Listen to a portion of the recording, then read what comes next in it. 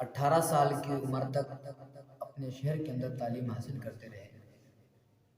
جب آپ اپنے شہر کی تعلیم سے فراغت حاصل کی تو آپ نے اپنی والدہ سے اجازت چاہی اور کہا، اے میری والدہ، میں اور پڑھنا چاہتا ہوں تو مجھے بغداد جانے کی اجازت دے۔ حضرت غوث اعظم رضی اللہ تعالیٰ عنہ کی والدہ ساری چیزیں تو برداشت کر سکتی تھی، لیکن یہ نہیں برداشت کر سکتی تھی کہ ان کا بیٹا تعلیم سے محروم رہ جائے۔ چنانچہ آپ کی والدہ ماجدہ نے حضرت غوث اعظم رضی اللہ تعالیٰ عنہ کو علم حاصل کرنے کی اجازت عطا فرمائی۔ حضرت غوث اعظم رضی اللہ تعالیٰ عنہ ایک قافلہ بغداد کو جا رہا تھا تو حضرت غوث اعظم رضی اللہ تعالیٰ عنہ اس قافلے کے ساتھ روانہ ہو گئے۔ جب قافلہ مقام ہمدان کے قریب پہنچا تو ڈاکوؤں نے حملہ کر دیا۔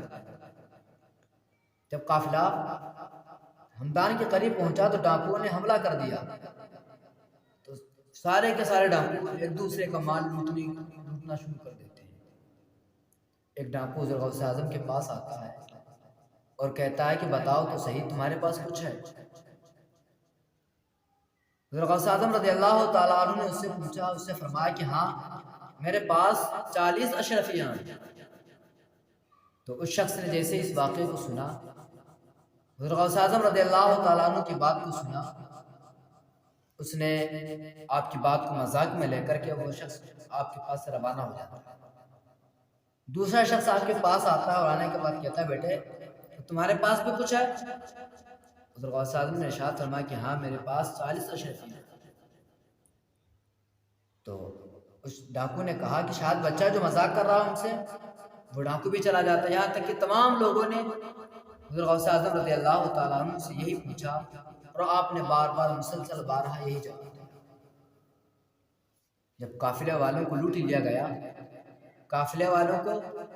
گیا تو سارے لوگ ڈاکو کے سردار کے پاس حاضر ہوتے ہیں اور ڈاکو کے سردار سے کہتا ہے، ڈاکو بولتے ہیں کہ حضور میں نے سارے لوگوں کا مال و اسباب تو لوٹ لیا ہے، لیکن اس میں ایک ایسا شخص ہے جو یہ کہہ رہا ہے کہ میرے پاس 40 اشرفیاں ہیں۔ تو ڈاکو کے سردار نے کہا کہ بلا کے لاؤ بچے۔ حضرت غوث اعظم رضی اللہ تعالیٰ عنہ ڈاکو کے سردار کے پاس پہنچے تو اس نے پوچھا، بیٹا تمہارے پاس کچھ ہے؟ حضرت غوث اعظم نے ارشاد فرمایا کہ ہاں میرے پاس 40 اشرفیاں ہیں۔ اس شخص نے کہا، بیٹا کہاں ہے؟ تو حضرت غوث اعظم رضی اللہ تعالیٰ عنہ نے ارشاد فرمایا، میری بغل کے نیچے میری ماں نے سیے ہوئے۔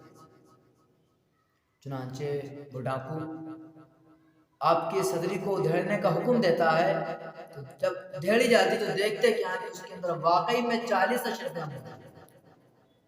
اس کے اندر 40 اشرفیاں موجود ہیں۔ وہ ڈاکو دیکھ کر پریشان ہو گیا اور کہنے لگا، بیٹا تمہارا مال تو محفوظ تھا، تم چاہتے تو اپنے مال کو مجھ سے بچا سکتے تھے، لیکن تم نے اپنے مال کو ظاہر کیوں کر دیا؟ جبکہ سارے لوگ اپنا مال مجھ سے چھپا رہے ہیں اور تم اپنے مال کو ظاہر کر رہے ہو، اس کی وجہ کیا ہے؟ تو حضرت غوث اعظم رضی اللہ تعالیٰ عنہ نے ارشاد فرمایا کہ جب میں قافلے والوں کے ساتھ آ رہا تھا، جب میں اپنے شہر سے بغداد کی طرف رخ کیا تھا تو میری والدہ نے کہا تھا، بیٹا مصیبت کوئی بھی آ جائے، تکلیف کوئی بھی آ جائے، مرحلہ کوئی بھی آ جائے، تمہیں کسی حال میں جھوٹ نہیں بولتا، تمہیں کسی بھی حال میں جھوٹ نہیں بولتا ہے۔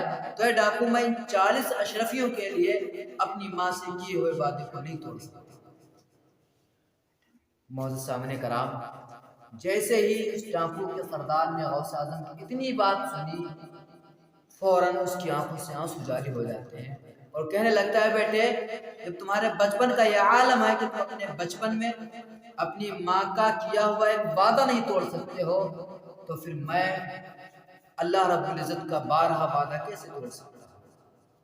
چنانچہ اس شخص نے حضرت غوث اعظم رضی اللہ تعالیٰ عنہ کے ہاتھوں پر توبہ کر دی۔ تو اس واقعے سے یہ پتہ چلتا ہے کہ ہم اور آپ صحیح طریقے سے غوث اعظم کے چاہنے والے بھی اسی وقت ہوں گے جب ہم اور آپ جھوٹ بولنے سے محفوظ رہیں گے۔ اللہ ارشاد فرماتا ہے لعنت اللہ علی الکاذبین، بے شک اللہ رب العزت کی لعنت ہوتی ہے ان لوگوں کے اوپر جو لوگ جھوٹ بولتے ہیں۔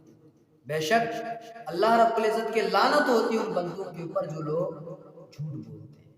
تو ہم اور آپ اگر مومن بننا چاہتے ہیں صحیح سلامت والے، تو ہم اور آپ کو چاہیے کہ ہم اور آپ جھوٹ سے بالکل محفوظ رہیں۔ مسلمانوں کی شان نہیں ہوتی کہ جھوٹ بولنا، مسلمانوں کی شان یہ نہیں ہوتی کہ مسلمان جھوٹ بولے، بلکہ جب بھی اپنی زبان سے کلمات کو نکالیں تو حق بولیں، سچ بولیں۔ اس واقعے سے یہ پتہ چلا کہ ہم اور آپ کبھی بھی اللہ رب العزت کے مقابلے میں نہ کھڑا ہوا کریں، اللہ رب العزت کی نافرمانی نہ کیا کریں، جہاں تک ہو سکا کریں حق اور سچ کے راستے کے اوپر چلا کریں۔